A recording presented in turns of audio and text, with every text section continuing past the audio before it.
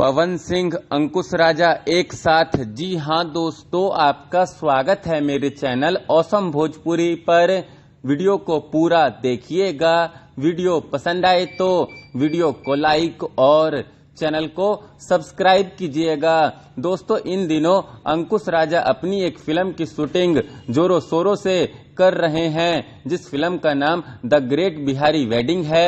दोस्तों, अंकुश राजा के इस फिल्म में अंकुश राजा के साथ आस्था सिंह और बतासा चाचा भी काम कर रहे हैं। दोस्तों, इसी बीच पवन सिंह अंकुश राजा के घर पहुंचे, साथ ही उन्होंने द ग्रेट बिहारी वेडिंग की पूरी टीम को शुभकामनाएं दी। दोस्तों, पावर स्टार पवन सिंह अंकुश राजा के इस फिल्म में काम नहीं कर रहे हैं, वो सिर्फ अंकुश राजा के इस फिल्म के लिए शुभकामनाएं दिए हैं। खैर दोस्तों, आप लोगों को पवन सिंह से जुड़ा ये बड़ा अपडेट पसंद आया हो तो वीडियो को लाइक और चैनल को सब्सक्राइब कीजिएगा।